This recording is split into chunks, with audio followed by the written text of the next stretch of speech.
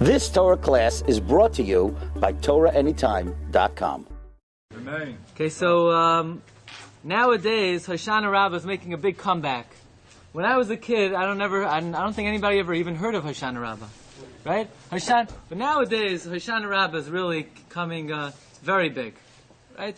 Hoshanah Rabbah is getting very big, and it's very interesting because if you look in the Chumash, right, it doesn't say Hoshanah Rabbah anywhere. There's no reference to Hoshana Rabbah. So you think it's probably a Gemara somewhere, maybe in a Masechta I never learned. No, it's not. There's no Gemara anywhere in Shas that says anything about Hoshana Rabbah. It's probably Yerushalmi, right? No. There's not one Yerushalmi. Nowhere. Nothing in the Bavli, nothing in the Yerushalmi, nothing in... So where did it come from? It's Alpi Kabbalah, Alpi the Zohar HaKadosh. There's a concept that even though Yom Kippur is a Yom Kapara, is a Yom Slicha the Chapara, but nevertheless, Hoshana Rabbah is like the final chance, the last chance. It's also akin to Yom Kippur. It's almost like Yom Kippur itself. So in fact, what we have here is we have 2 days on the calendar. We have a day of Yom Kippur. We have a day of Hoshana Rabbah that are almost equal. Why do we need 2 days, first of all? Why do we need 2 days? Well, Yom Kippur isn't good enough? Well, why can't Yom Kippur do the job? And why does the Torah not say anything about Hoshana Rabbah? So Rav Shlomo Kluger has a very ingenious approach to this problem.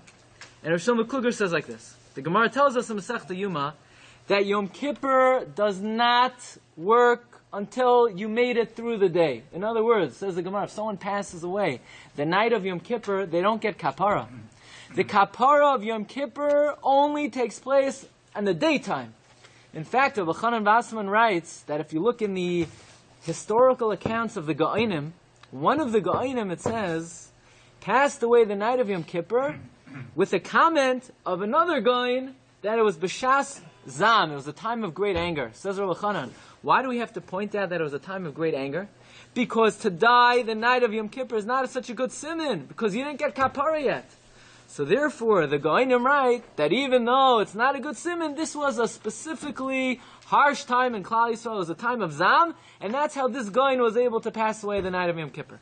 But the Gemara is telling us that the kapara of Yom Kippur takes place during the day.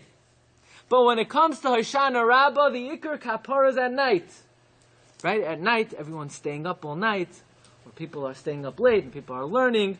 The kapara of Hoshana Rabbah takes place during the night, not like Yom Kippur. The kapara of Yom Kippur takes place during the day. The kapara of Hoshana Rabbah takes place during the night. Says Rav Shlomo Kluger. Yom Kippur atones for averos that we've done during the day. Hoshana Rabbah atones for averos that we've done during the nighttime. So says Rav Shlomo Kluger. Most people sin during the day. This is what he writes. Most people do averos during the day. The day is much longer. There's more time to do averos. So therefore, since more people sin during the day, there's more time to sin, the Torah tells us about Yom Kippur because it's a more important kapara. But the nighttime, says Rav Shlomo Kluger, everyone's sleeping. What could you do at night already? Says Rav Shlomo Kluger.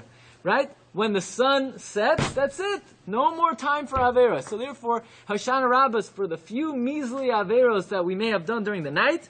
Therefore, the Torah doesn't have to tell us about it because it's really not something that we need so much. He really says this. Right? That's what he says. So perhaps that may have been true in the time of Rav Shlomo Kluger, but I think nowadays, it's Olam Hafach Ra'isi, that I think we could safely say that most Chatam take place in the nighttime. I remember Rav Victor Miller used to say that, you're walking through a bad neighborhood, you're walking through East New York, and you see some people that if you'd be seeing them in the nighttime, you'd probably run for your life. But they're fixing a car. They're fixing a car. You're not scared. They're busy. They're occupied. They're not gonna, But you see them in the nighttime, forget it, right? The nighttime people have too much time on their hands. There's no work to be done. It's a time of chet. It's a time of avera, especially nowadays. The averos that you could do in the night in 1 minute, you can't do the whole day. So nowadays, perhaps, that's why Hoshana Rabbah has made such a big comeback. Right? That's why Hoshana Rabbah, because it used to be, we didn't need it so much. It used to be the main day of Kapara was Yom Kippur. But nowadays, the main Kapara we need is for the nighttime. So So that's why nowadays, as time progresses, Hoshanah Rabbah becomes bigger and bigger and bigger. Because we need it more. And we could say like this. What is the main indictment against the Yid? What is the main thing a person has to really do soul searching for? The Gemara tells us, Bittul Torah, right? Reishis Mayim Tchilas Madain. The beginning, the first problem a person has to look into is, do you make use of your time? You make use of your time. We have a lot of time on our hands. There are 24 hours in the day. How much could you sleep already? How much could you work already? There's a lot of time. Are you learning in all your available time? So it could be like this. We know that when Hashem gave the Torah to Moshe Rabbeinu on Har Sinai, He gave Moshe Rabbeinu Torah Shebechsav during the daytime, and He gave him Torah Shebal Peh at night. That is why the Mishnah Berurah writes, now, by Hasidim and by the Svardim, they take this very seriously. Some do not learn Torah Shebechsav during the nighttime. Some people will not learn Torah Shebechsav at night. But the Mishnah Berurah says, you're allowed to learn Chumash at night. You're allowed to learn Tanakh at night. It's just if you could arrange your schedule, it's better to learn Torah Shebechsav during the day and Torah Shebal Peh at night. Why? Because when Hashem gave us the Torah, He gave us the written law during the day, the Torah Shebechsav during the day, and He gave us the Torah Shebal Peh at night. So when we learn, we're reenacting the experience of the giving of the Torah. We should learn Torah Shebechsav during the day, Torah Shebal Peh at night. So therefore, you could say like this. On Yom Kippur, what's the main thing we need to worry about? If Yom Kippur is the day of kapara for what we've done during the day or not done during the day, what do we have to think about? We have to think on Yom Kippur, did we learn Torah Shebechsav during the day? So if what we need to worry about is, did we learn Torah Shebechsav? So therefore the Torah Shebechsav tells us about Yom Kippur. Because it's a day that we have to think about, did we learn Torah Shebechsav? But Hoshanah Rabbah, which is the day that we have to think about our night times, and what do we need to think about what we've done with our night times? Did we learn Gemara? Did we learn Torah Shebal Peh? So therefore, Hoshanah Rabbah is left to the Torah Shebal Peh to tell us about.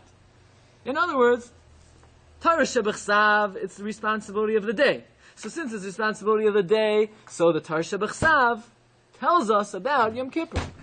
But Hoshanah Rabbah, which is a judgment for how we've spent our nights. What do we need to do at night? Torah Shebal Peh. So therefore Hoshanah Rabbah is left to the Torah Shebal Peh. But still, why is it that there's no mention in the Gemara about Hoshanah Rabbah? There's no mention in the Bavli? There's no mention in the Yerushalmi? Only in the Kabbalah. Why? Why? But it's not important? Why is there no mention of Hoshanah Rabbah in Shas Bavli or Shas Yerushalmi? Says Rabbi Yaakov Kamenetsky and the Emes Yaakov that if you think about it, if you open up your Chumashim and you read about the Mayadim, you read about the Yom Tovim, and you come to the Yontif of Rosh Hashanah, it doesn't say anywhere in the Chumash that on Rosh Hashanah Hashem judges us. There is no mention that on Rosh Hashanah Hashem decides if you're going to have life, if you're going to have parnasa, if you're going to have good health. There is not one word mentioned in the Chumash what happens on Rosh Hashanah. The only thing mentioned in the Chumash about Rosh Hashanah is to blow the shofar. And we have the tefillos of the Anshe Knesset HaGdolah, that on Rosh Hashanah we need to proclaim Hashem as the King. But there is no mention anywhere, not in the tefillos and not in the Chumash, that on Rosh Hashanah Hashem judges us. Why? Why is it not mentioned in the Chumash? Why is it not mentioned in the Tefillos? Only later, the later Chachamim added into the Tefillos. Achreinu l'chaim, michamecha avarachamim, right? B'sefer chayim, uchsoy b'chayim tovim. But in the main body of the Tefillah, you don't ask for life, you don't ask for parnas, you don't ask for anything. There's no mention in the Chumash about it, there's no mention in the Tefillos about it, it's only a later addition. Yeah, you find it in the Mishnah, you find it in the Gemara. Why? Says Rabbi Yaakov Kamenetsky, a very important yesod. This is a very important idea. And that is, the Chumash is talking to a Jew on the highest level. A Jew on the highest level doesn't need to know that on Rosh Hashanah Hashem is judging his life. He doesn't need to know that on Rosh Hashanah Hashem is judging how much money he's going to make or how much parnasa he's going to have. All he needs to know is Hashem told you to make him the king. And a Jew on the highest level, even though he doesn't know what the stakes are, he doesn't know that Hashem is judging him at all. If the Torah says blow the shofar and proclaim Hashem as a king, the Jew will do it. And if he does it l'shem shamayim, he'll get the best year possible because he's not even thinking that there's something in it for him. But later on in history, when the Chachamim saw that if you tell a Yid, yeah, go to Shul on Rosh Hashanah, sit there for 8 hours, scream Hashem Melech, Hashem Molech, Hashem Yumlech, L'olam Va'ed 90 times, and there's nothing in it for you, nobody's going to do it. If you didn't know, if we didn't know that on Rosh Hashanah our life was on the line, that our parnasa was on the line, that everything we hope for is on the line, we're not going to be able to daven properly. So even though on the ideal level, we should daven even without any motive on our own, but nevertheless, the Chachamim saw that as the Doros passed on, and there's Yeridas HaDoros, we would not be able to daven properly. And therefore, they taught us a secret. You know what the secret is? That in Rosh Hashanah, Hashem is judging your life. That in Rosh Hashanah, Hashem is judging your parnasa. That in Rosh Hashanah, Hashem is judging your health. And therefore, they added into the Shemona Esrei, Zachreinu l'chaim, Melachavit, right? They added in all these Haisafais because the Chachamim understood that while the Torah talks to the Yid on the highest level, we're not on that level anymore. And therefore, we need to know that our life is on the line. We need to know that our livelihood is on the line. So says Rabbi Yaakov Kamenetsky, that is why, it used to be on a Friday night, you come home from shul and you have a oil lamp. You're allowed to learn. You can learn from the oil lamp. Maybe you're going to tilt it. We're not worried you're going to tilt it. Come along, the Beis Shammai and Beis Hillel, and they say, no, you can't learn L'or Aner. Shema Yata, you may tilt it. So Rabbi Yaakov Kamenetsky asks, wait a second. Before Beis Shammai and Beis Hillel, were people tilting the candle or were they not tilting the candle? Obviously they weren't, because otherwise they should have made a gzeira before Beis Shammai and Beis Hillel. So if they weren't, what happened? All of a sudden, in the times of Beis Shammai and Beis Hillel, they immediately started tilting the candle? I mean, what happened? Like, all of a sudden, in one generation, Beis Shammai and Beis Hillel walked all around and they saw people tilting the candles? What happened exactly? What happened? So, Yaakov Kamenetsky brings down that the Mishnah says in Demai that even though ordinarily you can't eat in the house of an Am Ha'aretz, right? The Mishnah says that you can't go into the house of an Am Ha'aretz and have a meal. He may not have taken off Trumas HaMaasros. You can't trust him. But what do you mean? He tells you I took it off. You can't believe him. He swears to you. You can't believe him. He could be lying. He doesn't think it's so important. You can't just eat in anybody's house. That's what the Mishnah says. Says the Mishnah. But on Shabbos, you could go into the house of any Jew and eat in their house, because if the Jew on Shabbos says, I took off Trumas HaMaasros, he would be so scared of Hashem on Shabbos, he would never lie. On a Thursday, he would lie through his teeth. On a Tuesday, he would lie through his teeth. But on a Shabbos, even the biggest Am Ha'aretz in the world who can't read the Aleph Beis, if he tells you he took off Trumas and Maasros on Shabbos, you believe him because of Yira from Shabbos. Says Rabbi Yaakov Kamenetsky, the reason why the Chachamim had to start making Gezeros is because what they saw was, not that people started tilting the candle. Not all of a sudden in one generation, people started tilting the candle. What happened was, they sensed that the fear of Shabbos began diminishing. People were not afraid of Shabbos the way they once were. So once Beis Shammai and Beis Hillel detected that the people's fear of Shabbos were not on the same level that it always was, so they had to start making gezeros. Not because they saw people start tilting the candles, but because they saw the pachad of Shabbos began diminishing. And that is why, says Rabbi Yaakov, are you allowed to do business on Shabbos? Are you allowed to discuss business, masu matan, without exchanging money, without maybe talking even? You can't do business on Shabbos. Why? It's a gezerah you may come to right. So wait a second. Why was this a later decree? Why was this a later gezerah? Why didn't, from the time the Torah was given, Hashem should have told Moshe, you can't light a fire on Shabbos, and you can't transact even without any muktzah? The answer is, says Rabbi Yaakov, because in the first, the second, the third generations after the Torah was given, they were so scared of Shabbos, they would never come to right. Are you allowed to travel on a wagon on Shabbos? No. Why? Because the wheel may break and you may fix it. Right?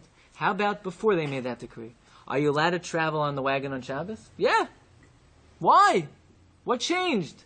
The answer is, when the Torah was given, people were so scared of Shabbos that even if they were traveling in the middle of a forest with wild animals and their life was on the line, if their wheel would break, they wouldn't dare fix it. They would be so scared of Shabbos. So the Chumash does not have to write that, don't travel in a wagon because you may come to fix it, because the Chumash is written to Jews on the highest level. And a Jew on the highest level, we're never scared he's going to come to write. We're never scared he's going to come to fix the wagon. But as the Yeridas Hadaros, as the generations became weaker and weaker, so the Chachamim understood that the Chumash is not necessarily talking to the people the way they are right now. And the Chachamim had to place certain safeguards. Says Rabbi Yaakov Kamenetsky, on the highest level, it's better not to know anything about Hoshana. Better not to know anything. It's better to think today's the day of Chol HaMoed, and tomorrow we're going to go to the aquarium for the 90th time, right? And then you're going to go, to Fun Time USA, right? For the 73rd time. You did the last... No, it's better not to know about Hoshanah Rabbah. You know why? Because, says Rabbi Yaakov, if people are going to know what's happening right now, that right now the Rebbe Shem is deciding exactly how the year is going to be, how much money you're going to make, what your health is going to be like, whether you're going to live, it would disturb Simchas Yom Tov so much. If you tell a Jew, let's say, who just got the Torah in the desert, right? Or he just came into Eretz Yisrael, or during the times of the Beis Hamikdash, you tell him, you know what today is? Today is the Chasima Gedola. Today is the Kvitel. Today is the day the Rebbe Shem sends out the final verdict, what's going to happen. You think he could enjoy Yom Tov? You think that person could enjoy Yom Tov? If he knows that everything is being decided right now, he can't enjoy Yom Tov. So therefore, says Rabbi Yaakov, for a Jew on the highest level, they didn't know that it was Hoshanah Rabbah. Why?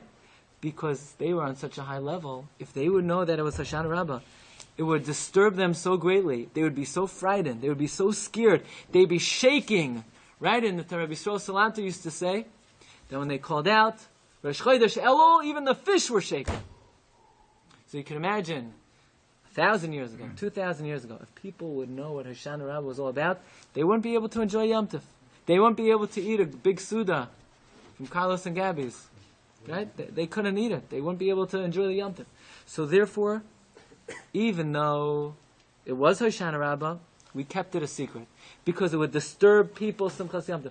But what do you mean? Wouldn't they daven better if they knew their life was on the line? They were on such a high level, they would daven exactly the same if their life was on the line, if their life wasn't on the line. So therefore, says Rabbi Yaakov, it's not mentioned in the Chumash, it's not mentioned in the Mishnah, it's not mentioned in the Bavli, it's not mentioned in the Yishalmi, because a Jew, the way he's supposed to be, will daven on Hoshanah Rabbah, even if he doesn't know his life is on the line, even if he doesn't know his parnas is on the line, and he'll be able to have Simchas Yom Tov and daven with a clear head. But certainly the Gedolei Hadar, who were juggling the fire in the Beis Hamikdash, they knew, but they were on such a high level that they could know about the din and not let it get to them and not let it disturb their Simchas Yom Tov. And they passed on the tradition secretly from generation to generation only to the Gedolei Yisrael. Whereupon the time came, says Rabbi Yaakov Kamenetsky, when people became so weak that you could tell them today's Hoshanah Rabbah, your life is on the line, it means absolutely nothing. It doesn't mean anything to us. We don't feel it. We're not scared. We eat our meal, whether we know it's Hoshanah Rabbah, we don't know. It's the same meal, whatever we ate tonight. I don't think the fact that Hashem is judging us really disturbed our achila too much. Right? So therefore, says Rabbi Yaakov Kamenetsky, in the olden days, when if a person would have even an inkling on what's going on Hoshanah Rabbah, it would disturb their Simchas Yom Tov. It was kept as a secret from the majority of Klal Yisrael, except for the Yechidei Segula. But nowadays, when we're so weak, even though we know that the Rebbe Shem is judging us, it doesn't disturb our Simchas Yom Tov. So we need to know a little bit about Hoshanah Rabbah, otherwise b'chlal we wouldn't be davening properly. So says Rabbi Yaakov Kamenetsky, this is a big yesod in the development of Torah throughout the generations. That not everything, sometimes a person thinks the amount of learning that is available today, the Ramazim and the Soidos and all, it really was not available 100 years ago, 200 years ago. It's the amount of Torah that is becoming uncovered today is more than in the past. So why is it that the Rebbe Shem is almost uncovering more Torah to us? You have, when the Zohar was discovered, right? The Rishonim did not have the Zohar. The Rishonim did not have the Zohar. The Zohar was discovered after the Talmud. The answer is, in the times of the Rishonim, if they would know what it says in the Zohar, that if you say one word during Chazaras Hashatz, the tremendous Yisurim that a person may have to undergo, they won't be able to breathe. They won't be able to breathe. If in the times of the Rishonim, if they would know anything the Zohar said, they couldn't live. Because they had such strong emunah that it would disturb their ability to function. But nowadays, where our emunah is so weak, so you can learn all the scary things in the Zohar, no, you don't really sweat it. Yeah, so says Rabbi Yaakov Kamenetsky, the reason why Hoshanah Rabbah was not revealed until the later generations is because until now, it would be shtering our Yom Tov. But nowadays, it doesn't really shter our Yom Tov, so therefore it is permitted, Hashem reveals to us through the Zohar, through the Sifrei Kabbalah, of the Chashivas of Hoshanah Rabbah. Rav Shlomo Zalman Auerbach, Zechatzak Levracha, elaborates on this theme. He says the same idea.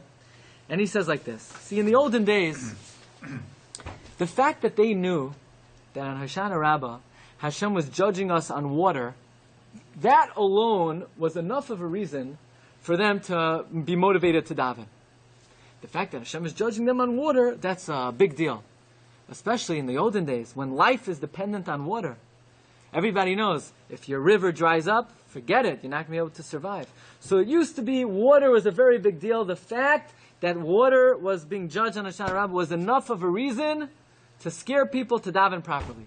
It wasn't necessary for people to know the exact magnitude of Hoshanah Rabbah. But nowadays, he says, where water, does anybody ever daven seriously for water? When was the last time you davened and you really cried out for water? Even in Israel, they have. Even when I was in Eretz Yisrael during a time where they added in Shema Karleinu a special tefillah because there was a drought. Take a shower 10 times a day, right? You could drink as much as you want. There was no rationing of the water. They were inventing new desalination machines every day, right? So, but the bill was big. What? The bill. Yeah, I was in yeshiva. I sent it to my father, right? But no, nobody. Even when you look in Shulchan Aruch, and there are all kinds of tanesim, all these fast days. If it doesn't rain, nowadays, when was the last time you cried out, "Ribono Shalayla, make it rain"? You ever do that in your whole life? We need water. Nobody thinks about that. Because there's so many other ways to get, you'll import it from this country, from that country. We don't think about it. So nowadays, says Rav Shlomo Zalman Auerbach, it became necessary that it should be revealed to the world the magnitude of Hoshanah Rabbah. It's not just the water. It's the person. It's Chaim. It's Parnasa. These are all things being judged on Hoshanah Rabbah. You've just experienced another Torah class brought to you by TorahAnytime.com.